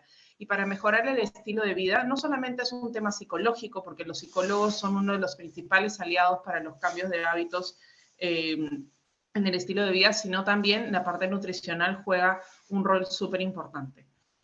Así que bueno, vamos a hablar un poco de la importancia del riesgo nutricional y de diferentes tipos de casos, ¿no? ¿Cuál es la importancia en general de la nutrición geriátrica? ¿Se está pasando las diapositivas o no? Sí, sí se están cambiando. Ah, ya, perfecto. Bueno, la importancia de poder cubrir y satisfacer todas las necesidades nutricionales, primero es conservar la salud, ¿no? Ayudar a mantener o mejorar la calidad de vida de la persona, ayudar a poder prevenir enfermedades y en caso que tenga la enfermedad, como bien dijo la doctora, contribuir al tratamiento de estas enfermedades, porque sin nutrición no se complementa todo este tratamiento para lograr la mejoría, ¿no? Y la idea pues es facilitarle al paciente que pueda recuperarse, que pueda tener unos mejores resultados médicos después de haber tenido algún episodio agudo o también algún episodio crónico que podamos atenuar un poco la situación. ¿Cuál es el riesgo nutricional en general en el adulto mayor? Tenemos diferentes tipos de factores que intervienen en el estado nutricional y riesgo de desnutrición. Los primeros, en general, son los cambios fisiológicos, ¿no? Los cambios fisiológicos son muy importantes porque en base a ellos tenemos que ir conociendo al paciente, ver qué cambios ha sufrido para poder realmente poder ayudarlo a tratar sus enfermedades y contribuir a su mejoría. Porque si nosotros no sabemos cómo ha cambiado su cuerpo en todos estos años, no lo podemos ayudar, ¿no? Y no quiere decir como muchas veces sucede en los niños, por ejemplo, ¿no? Todos los niños son como pequeños robotitos que van creciendo, y muchos tienen las mismas necesidades, tienen muchas situaciones similares. ¿Por qué? Porque están en su primera etapa. El adulto mayor no. El adulto mayor ya tuvo una vida de 50 años atrás, que esta vida que ha tenido conlleva a este tipo de cambios, conlleva a diferentes situaciones y a un trato distinto. Enfermedades infecciosas, definitivamente un adulto mayor tiene más riesgo de tener una enfermedad infecciosa. El entorno físico juega un rol súper importante porque la relación que pueda tener el entorno físico con el paciente va a ayudar a que pueda tener un mejor estado nutricional o también puede contribuir a que este estado nutricional pueda verse afectado.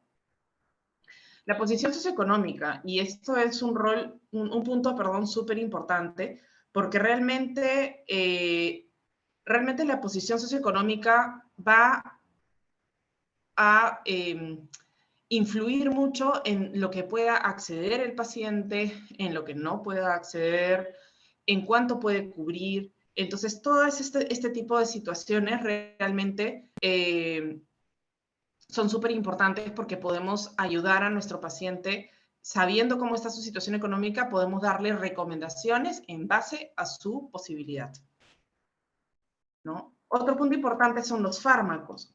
Los fármacos, en realidad, los fármacos nosotros van a canalizar, ¿no?, cómo se puede ir desarrollando el paciente, porque hay fármacos que pueden generar incremento del apetito, algunos baja del apetito, otros pueden generar, por ejemplo, malabsorción de algún nutriente, ¿no? Y como bien dijo la doctora, cuando ya un paciente tiene una polifarmacia, que viene a ser un tipo de paciente que tiene un consumo elevado de más de 5 medicamentos, ya se considera un paciente de riesgo, porque tener más de 5 medicamentos en ingesta puede conllevar a muchos cambios gastrointestinales o también puede conllevar a cambios en la absorción de nutrientes.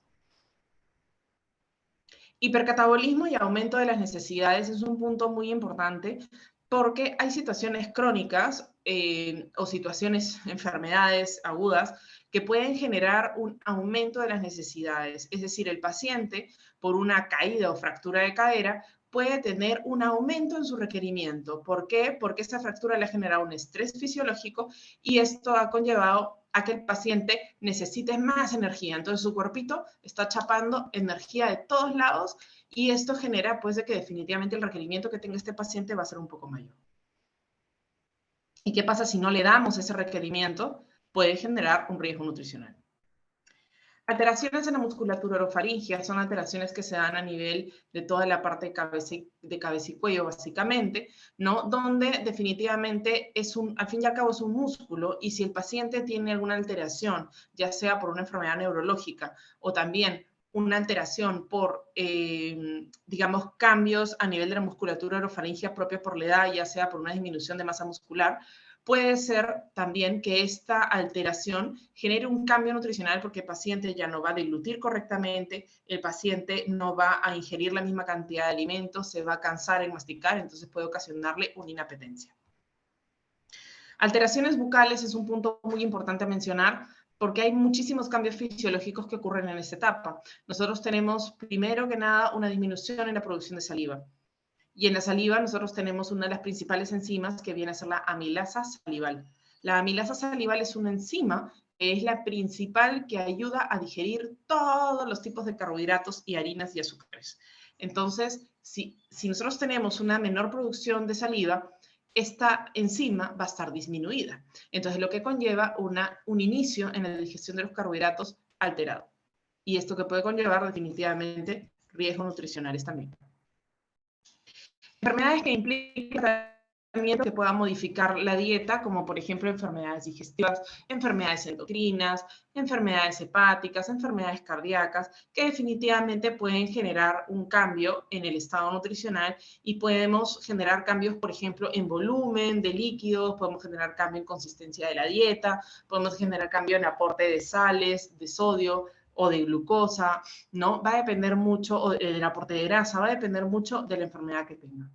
La hospitalización va de la mano con el hipercatabolismo o el aumento de las necesidades, porque cuando hay una hospitalización o una mayor estancia hospitalaria, esto genera que el paciente tenga definitivamente un mayor desgaste energético y proteico, ¿no? Y la dependencia. Lo que siempre tenemos que buscar como profesionales en general en geriatría es lograr que el paciente siga manteniendo su autonomía y su independencia.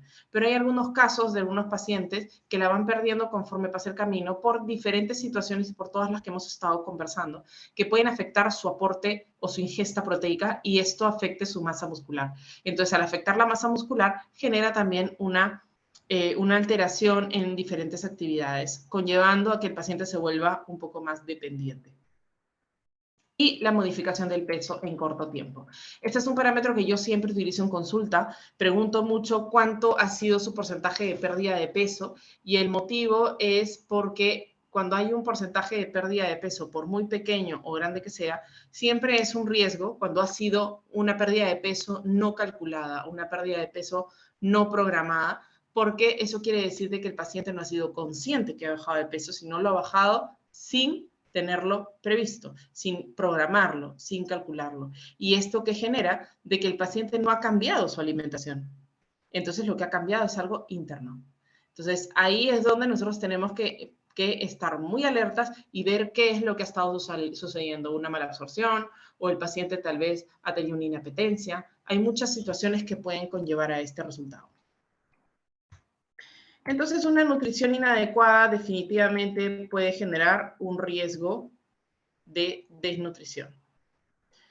Ahora, ¿qué pasa con el aporte calórico proteico conforme va avanzando en la edad? Definitivamente el aporte va a disminuir, ¿no? El aporte en general va a ir bajando conforme van pasando los años. Las necesidades de grasas y carbohidratos y fibra no varían mucho a no ser que haya una condición clínica que lo amerite. Normalmente el aporte de adultos mayor suele ser parecido al de personas adultas jóvenes. Sin embargo, en lo que sí varía es en el aporte proteico. El aporte de proteínas que llevan los adultos jóvenes es ineficiente para el adulto mayor, ¿ya? Y eso es muy importante de mencionar, porque el adulto mayor tiene un requerimiento un poquito más elevado de proteína. El aporte de proteínas en personas mayores se basa, uno, en cambios fisiológicos que pueda tener el paciente, ¿no? Situaciones clínicas, puede ser que el paciente haga actividad física o no haga actividad física, puede ser que haya algún tipo de fractura, una hospitalización, enfermedades crónicas, puede ser que el paciente ya tenga una sarcopenia diagnosticada, una inapetencia, puede haber un problema de malabsorción, ¿no? Y el mismo aporte de la dieta que ha estado llevando anteriormente. Entonces, ¿qué sucede en estos casos?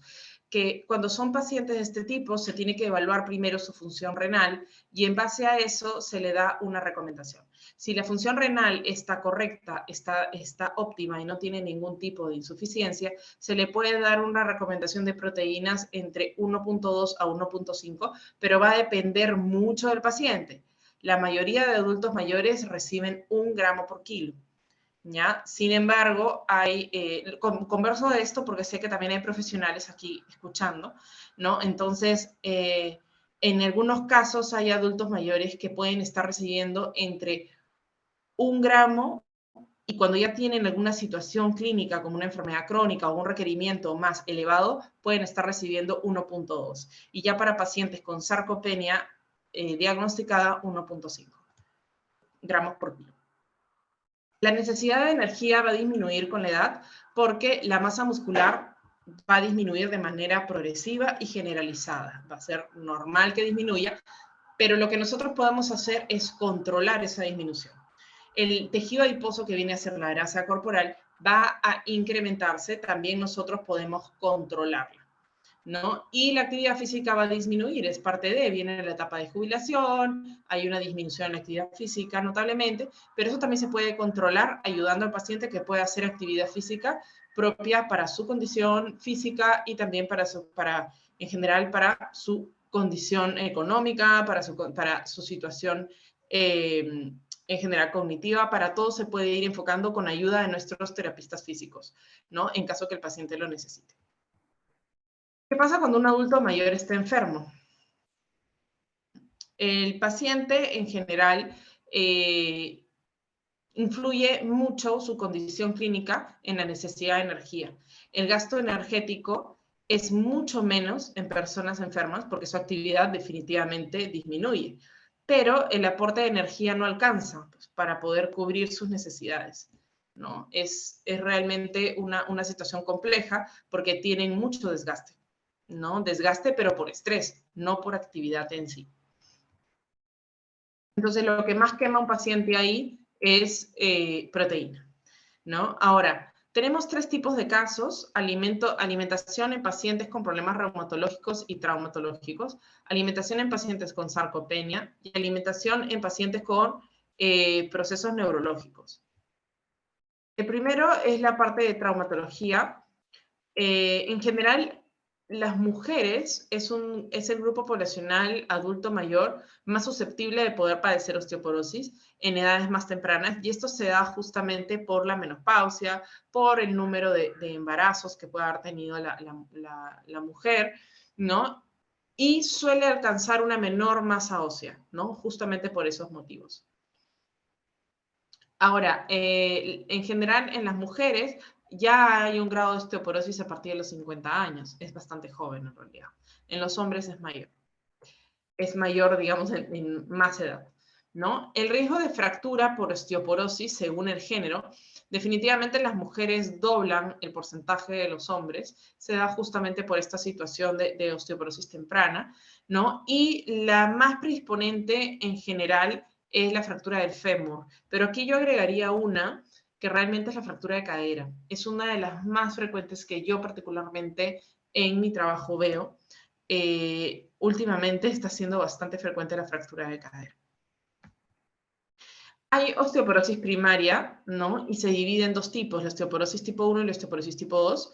La osteoporosis tipo 1 puede suceder entre los 50 a 75 años y la osteoporosis tipo 2 sucede a partir de los 75 años.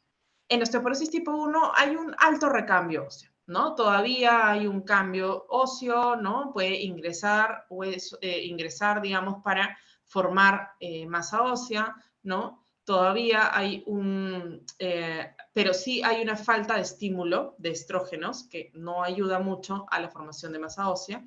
Se da de 6 mujeres a un hombre, cosa que es bastante elevado, ya lo hemos visto, ¿no? Y la pérdida ósea anual oscila entre 2 a 3%. Ahora, la osteoporosis tipo 2 se le considera la osteoporosis senil y se da a partir de los 75 años. Tiene muy bajo recambio óseo ya. Hay una deficiencia crónica, definitivamente, en ingesta de calcio y definitivamente el recambio óseo es muy bajo. Se da de 2 mujeres a un hombre, ¿no? Y normalmente las fracturas que tienen en esos casos ya son fractura de cadera. La osteoporosis y las caídas es muy importante considerar que es uno de los principales factores de riesgo, ¿no? En cuanto a temas de fractura. Aquí podemos ver un hueso osteoporótico, la masa ósea disminuye con la edad y lo que genera es fractura de cadera, fractura de húmero y fractura de la mano. Son una de las principales también. ¿Y cómo va el aporte proteico? Nosotros también tenemos aquí que la proteína es súper importante, ¿no? Porque no solamente, muchas veces que solamente se necesita suplemento de vitamina D y calcio. Pero en realidad, si nosotros tenemos un excelente aporte de calcio y de vitamina D, pero no tenemos un buen aporte de proteínas, no va a haber nada que vaya a funcionar para formar esa masa ósea. Y así se los digo. ¿Por qué? Porque la encargada de unir esa vitamina D con el calcio y de ayudar a formar la masa muscular es la proteína. La proteína es la que transporta, la proteína es la que encapsula, la proteína es la que ayuda a la formación de masa en general, de la masa ósea. Entonces, sin proteína no logramos realmente el cometido final, que es formar masa ósea. Entonces, ¿qué sucede? Cuando hay un suficiente aporte de proteína, la resorción ósea está pareja, ¿no? Hay una buena resorción ósea. Cuando hay un aporte bajo de proteína, aumenta la pérdida ósea. Ahora, en cuanto a temas de formación ósea, ¿no? Un aporte alto de proteína, ¿no? Tiene una buena formación ósea. Sin embargo, cuando hay un aporte bajo de proteína, la formación ósea es muy bajita. La pérdida de hueso definitivamente va a aumentar cuando hay bajo aporte proteico. Así que esta parte es muy importante, ¿no? Porque el aporte alto en proteínas aumenta los marcadores de salud ósea y además hay un menor riesgo de fractura. Y se ha visto en varios estudios, ¿no? Que un aporte bajo de proteínas es un altísimo riesgo de fractura osteoporótica. Ahora, tenemos otro punto también, que el 99% del calcio que nosotros tenemos en nuestro cuerpo está en los huesos. Y un adulto mayor necesita 1.200 miligramos. No varía mucho con el aporte de una persona adulta, varía un poquito, pero de todas maneras lo que sí puede pasar es que hay muchos adultos mayores que hacen intolerancia a la lactosa, a veces ya no consumen tantos lácteos como antes porque les caen un poco pesados, entonces sí a veces se requiere una suplementación de calcio o también en estos casos de vitamina D. La vitamina D nosotros no la podemos producir. Si bien es cierto, hay alimentos que la contienen, pero es muy mínima. En realidad es muy mínima. No llegan a cubrir el requerimiento, aún así nos comamos esos alimentos diariamente, ¿no? Es esencial la vitamina D para poder absorber este calcio. Y como bien lo dijo la doctora, a veces hay un exceso en el uso de los bloqueadores, y esto también puede afectar la absorción de vitamina D. Aquí nadie está diciendo que no se use el bloqueador, se tiene que utilizar, pero hay horas, por ejemplo, las 4 de la tarde, 4:30, 5, que ya no se necesita. Aprovechemos en recibir esos últimos rayos solares del día, que son mucho más bajitos en rayos ultravioleta y que realmente podríamos estar absorbiendo un poco más de vitamina D y nuestro cuerpo podría estar formándola adecuadamente gracias a los rayos solares. Entonces, la vitamina D se forma gracias al colesterol que nosotros tenemos en nuestra piel. Cuando este colesterol se expone a la luz ultravioleta o se consume a través de la alimentación, pero en general es muy poco, como les digo, más es cuando este colesterol de nuestra piel se expone a la luz ultravioleta, se forma este esteroide que viene a ser la vitamina D. La vitamina D mantiene el equilibrio del calcio para que se pueda absorber y muchas veces es insuficiente el aporte de vitamina D, especialmente en etapa de adulto mayor, y se necesita suplementación. Además, en pandemia vimos que la vitamina D tiene un excelente efecto protector en la salud respiratoria. Así que fue uno de los principales suplementos que se utilizaron en pandemia. Por otro lado, la prevención y la intervención de la osteoporosis. No se logra nada si no tenemos también una excelente actividad física, porque realmente la formación de masa ósea va a mejorar si es que se refuerza con actividad física. ¿Ya? La proteína para este tipo de casos se recomienda de 1.2 hasta lograr una mejoría en la masa muscular y poder también lograr una mejoría en la masa ósea, y de ahí se puede regresar perfectamente a 1 gramo por kilo. El calcio es 1.200 miligramos, vitamina D son 800 unidades y la suplementación se va a evaluar dependiendo de cada caso de pacientes. Hay pacientes que no necesitan, hay pacientes que sí. Un estudio, el estado nutricional y la funcionalidad son factores de riesgo que se asocian a fractura de cadera, ¿no? Aquí es un estudio que hablaba de la asociación del estado nutricional y funcional en personas mayores con fractura de cadera. El objetivo era determinar si el estado nutricional y funcional que tenía antes de la fractura y la asociación que tuvo con la fractura de cadera. Entonces, lo que se vio fue realmente que la mayoría, un buen porcentaje de casi el 46%, eran 100% independientes en sus actividades básicas de la vida diaria, pero un 54.23% tenían algún grado de deterioro funcional, ¿no? Entonces, el 27% ya presentaban un grado de malnutrición, mientras que el 46% ya tenían un riesgo de malnutrición y el 28% un estado nutricional adecuado, ¿no? Entonces vemos que realmente es un buen porcentaje el que tiene un deterioro funcional y el que ya tiene un riesgo nutricional, ¿no? Entonces definitivamente sí hay una relación entre el riesgo nutricional y la fractura de cadera, y no solamente es por un tema de masa ósea, sino que aquí también entra a tallar la masa muscular.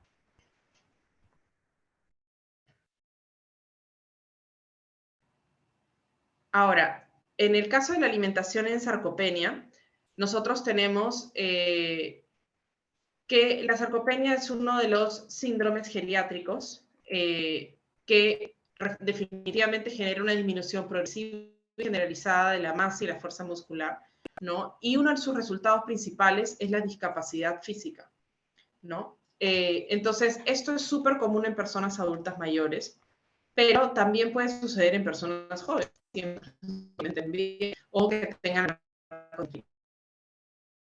Se relaciona bastante con la nutrición porque normalmente se da por un aporte insuficiente de energía, ¿no? Y proteínas también puede haber por una mala absorción, o puede haber un problema gastrointestinal, o puede ser por un exceso de fármacos o algún medicamento que provoque anorexia.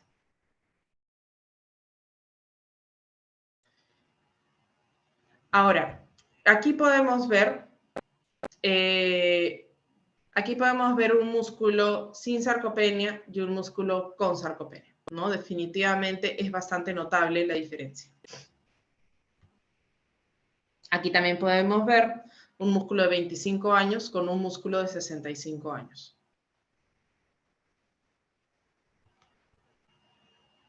Ahora, la sarcopenia, como les decía, es un síndrome geriátrico y definitivamente se caracteriza por una pérdida generalizada y progresiva de la masa y la fuerza muscular.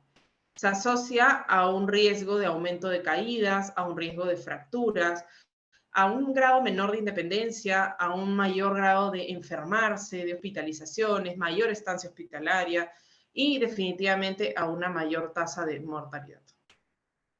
Tenemos que la sarcopenia hay en 3 puntos: presarcopenia, sarcopenia, sarcopenia intensa. La presarcopenia cuando solo afecta la masa muscular, la sarcopenia en sí cuando afecta la masa muscular, la fuerza muscular y cuando el rendimiento físico ya se está viendo afectado.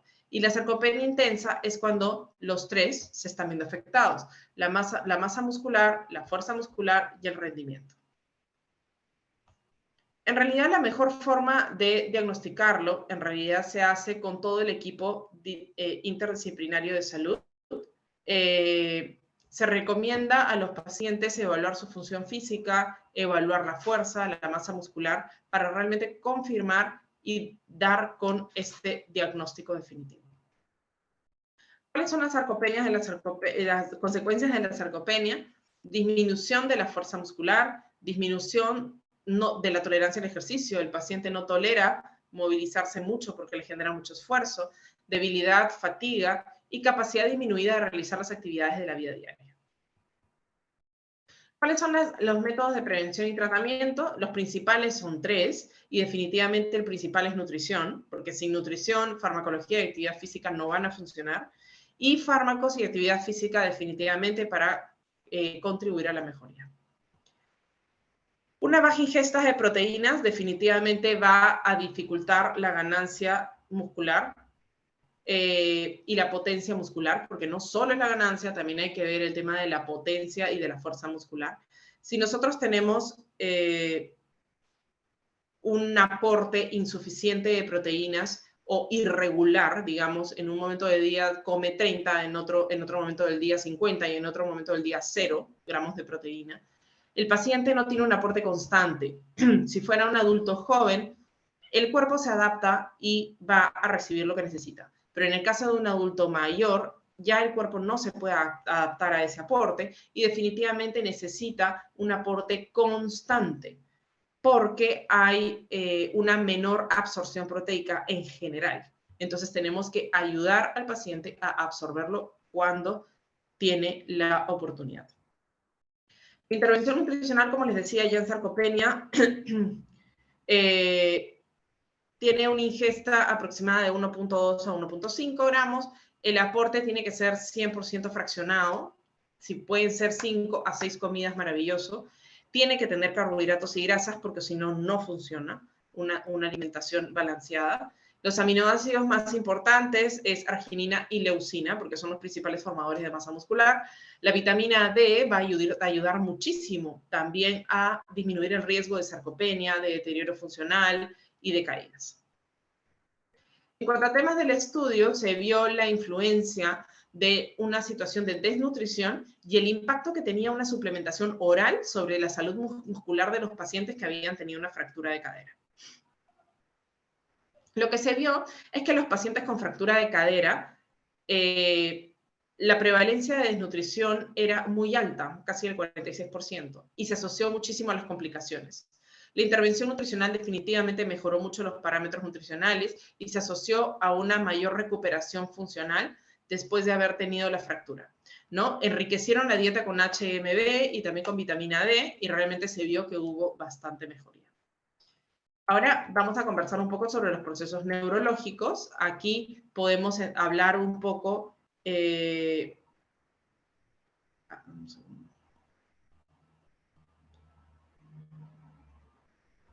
segundo.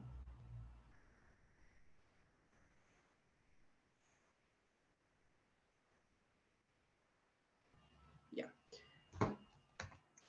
Aquí tenemos que hablar un poco de la disfagia orofaringea. En general, los problemas neurológicos tienen mucho que ver con problemas nutricionales. A veces no lo creen, porque hay muchas personas que creen que no tiene relación, pero en realidad sí, ¿no? La disfagia orofaringea es la dificultad para tragar o deglutir líquidos o sólidos, o los dos.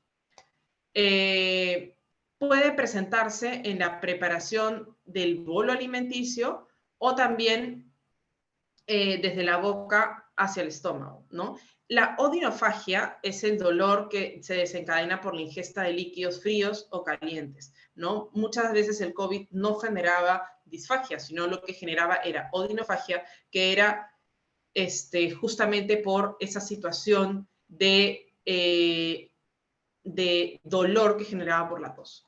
Ahora, ¿cuáles son las consecuencias? Aspiración, una aspiración severa, ya sea traqueal o bronquial, porque los alimentos se desvían y no van directamente al estómago, sino se desvían a la tráquea, ¿no? O aspiraciones silentes que se dan penetración de la saliva o comida por debajo de las cuerdas vocales.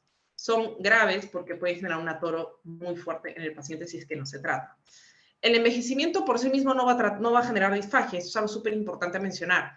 Hay muchos cambios asociados que suceden propios del envejecimiento que pueden afectar la musculatura orofaringia o fases de la deglución, pero no quiere decir que va de la mano el envejecimiento con la disfagia, ¿no? Nosotros tenemos aquí la deglución normal y los cambios con la edad. Hay cambios, como por ejemplo las pérdidas de piezas dentales, que pueden afectar en la formación de bolo alimenticio, en la trituración correcta de los alimentos y un riesgo de atoro. Desajuste de la prótesis, cuando la prótesis ya no queda correctamente bien. ¿Por qué? Porque muchas veces el paciente ha tenido una pérdida de peso severa y esto ocasiona de que así como todos los músculos y el volumen en general del cuerpo bajan, también baja el volumen de las encías. Y esto que genera que la prótesis se quede totalmente desajustada y puede ocasionar heridas o el paciente se la quita, el paciente ya no la quiere usar, etcétera, etcétera. Atrofia de los músculos de la masticación, y esto puede suceder propio por la edad, pero no necesariamente quiere decir que genere una disfagia. Disminuye la producción de saliva, y esto era algo que les había mencionado anteriormente. La disminución de la producción de saliva es propia de la edad. Hay muchos pacientes que ya no tienen sensación de sed, ¿no? Y también la producción de saliva se disminuye. A esto se le conoce como serostomía. Es un tipo de diagnóstico que se le da como boca seca cuando ya llega a ser muy grave esta disminución de la producción de saliva, ¿no? Hay una disminución en el tono muscular que puede alterar por completo el aclaramiento faríngeo. Hay mayor propensión a tener divertículos. La epigliotis se vuelve mucho más lenta, un poquito más pequeña, entonces ya no hay un buen manejo por ese lado, ¿no? Y definitivamente hay un alargamiento del tiempo de apnea del sueño, y esto que ocasiona que el paciente está somnoliento. Entonces no está 100% consciente y pilas de que está alimentándose y que tiene que estar concentrado. Causas más frecuentes de la disfagia: accidente cerebrovascular, enfermedad de Parkinson, enfermedad de Alzheimer y neoplasias de cabeza y cuello. La verdad que yo diría que todas se ven en la misma magnitud de frecuencia, ¿no? Hay pacientes con Alzheimer que pueden estar iniciando, pero que puede ser que más adelante puedan tener un problema de disfagia. No es a inicios de enfermedad, es bien difícil. Es más cuando ya la enfermedad se vuelve más severa. El objetivo del tratamiento es conseguir que el paciente tenga un estado adecuado de hidratación, principalmente porque son los principales puntos que se dificultan, y también de la nutrición. Disminuir el riesgo de aspiraciones, disminuir el riesgo de complicaciones médicas por la disfagia, ¿no? Ayudar a que la deglución pueda funcionar correctamente. Para esto trabajamos en equipo con terapistas de la deglución que son extraordinarios. Valorar las necesidades y las formas más adecuadas de la suplementación nutricional. Y la idea, pues, es orientar que hay otro tipo de vías de alimentación, como la sonda nasogástrica, gastrostomía y ionostomía, pero esa ya es nuestra última alternativa. ¿Cuáles son las indicaciones para disfagia? Nosotros tenemos que hay muchas opciones. Las principales, porque las voy a repetir todo en 3 diapositivas, creo. La idea es mantener una postura completamente digamos, erguida, ¿no? Que si nosotros agarramos una pelotita, caiga automáticamente para abajo en posición recta, ¿no? La idea es mantener esa postura hasta 20 minutos posterior a la última ingesta, ¿no? Tener una salud bucal adecuada, ¿no? Permitirle al paciente que tenga una limpieza bucal adecuada. La idea es iniciar con cantidades pequeñas, ¿no? Permitirle al paciente que pueda interactuar con sus alimentos, oler, probar, ¿no? Ayudar de que el paciente no reprima la tos. Toser es bueno porque quiere decir que si se está atorando está botando el alimento hacia donde no debería entrar, ¿no? Seleccionar los alimentos en base a textura, eso lo vamos a hablar más adelante. Intentar acercarnos lo más posible a las preferencias del paciente y dedicar un tiempo específico a asesorar a los familiares de qué es lo que puede y qué es lo que no puede comer. En pacientes con demencia en general, lo que se busca también es enriquecer los alimentos, porque muchos tienen inapetencia. Entonces, lo que se busca es enriquecer para que pequeñas cantidades tengan un montón de nutrientes, porque como lo principal es la dificultad para comer, les genera mucho desgaste y muchos se cansan. Entonces, no pueden terminar volúmenes grandes de comida. Y esto que ocasiona que definitivamente tenemos que darle en pequeñas cantidades una buena cantidad de nutrientes, agregando ya sea suplementos de, digamos, de carbohidrato, o podemos agregar papita, o en caso de proteína podemos agregar claritas de huevo, quesito, leche, o en caso de grasa, aceitito de oliva. Vamos a tener que ir viendo diferentes opciones. Ahora, en un estudio, este estudio es súper bonito, ¿no? Hablaba sobre el manejo nutricional de la demencia avanzada, ¿no? Y se vio que una de las cosas más importantes dentro de los consejos que recomendaban era comer en un ambiente relajado, sin ningún tipo de distracciones. No se recomendaba tener un televisor o tener los aparatos electrónicos, cualquiera que sea, ¿no? Y tomarse un tiempo de comida de 30 a 40 minutos, tener una alimentación variada. ¿Por qué? Y esto sucede hasta con los niños, porque si nosotros no nos concentramos en nuestra comida, no solamente el paciente se puede atorar, sino también no hay una relación con la comida y no se absorbe de la manera correcta. Y a veces uno cree que no, pero realmente sí, la comida no se absorbe de la manera correcta si es que nosotros no interactuamos y estamos concentrados que estamos comiendo.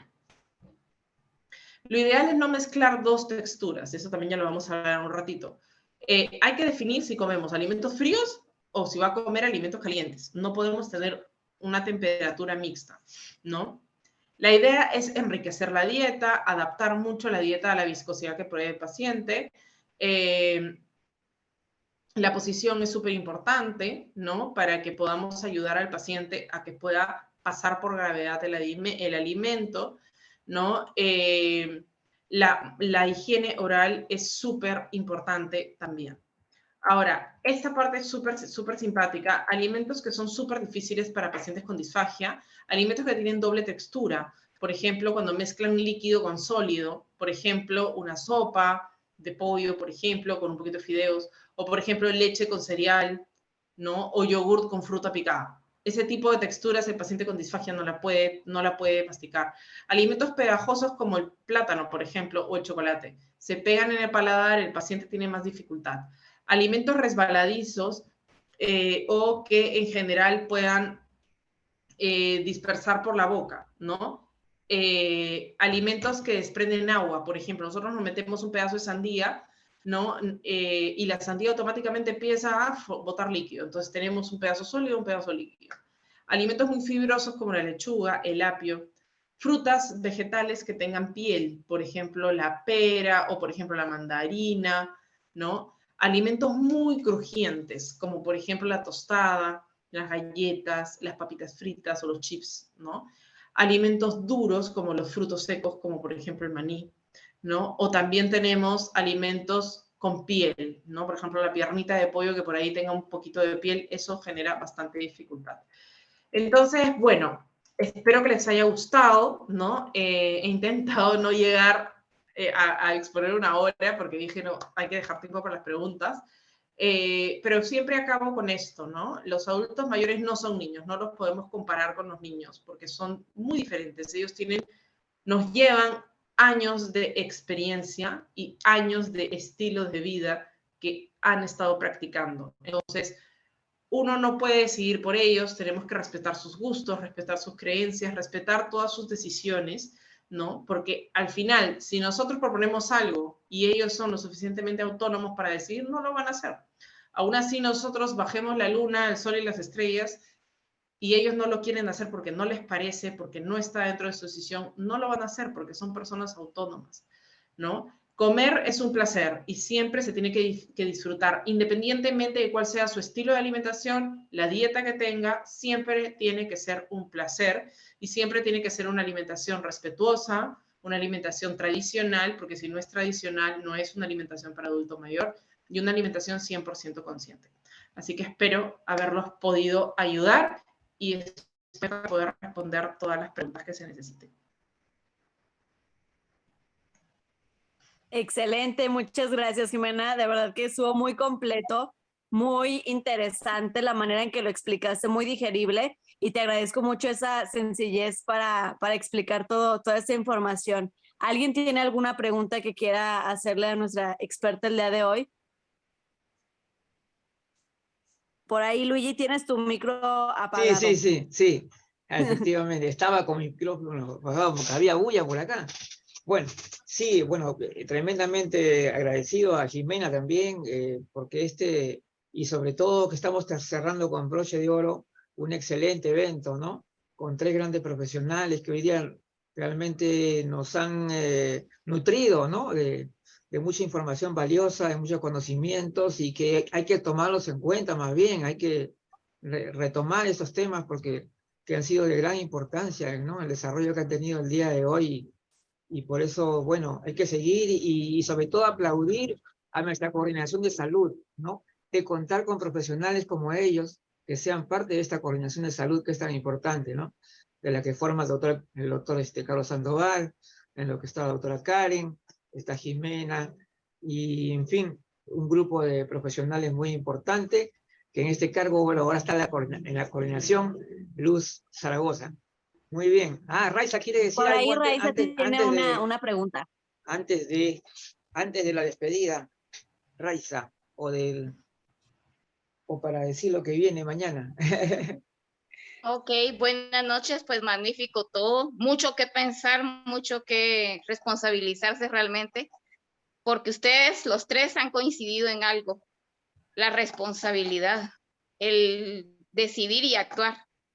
Nos han dejado muchísimo para pensar y todo. Bueno, eran 3 preguntas, una para cada uno, pero vamos a empezar con Jimena, que ya que la tenemos aquí. Quería aprovechar un poco. Comentaste algo de que para que para que esté bien todo en nuestro organismo en cuanto a al calcio y evitar la sarcopenia, la osteoporosis y todos los grados que tienen, teníamos que ingerir mucho, pero se me escapan los 2 términos, no los pude apuntar en el momento. Dijiste que habían dos sustancias que teníamos que ingerir en la dieta para poder tener un buen desempeño y evitar todas estas dolencias. No sé si lo tienes en mente o lo expliqué En bien. en el tema de sarcopenia. Claro, sí, correcto.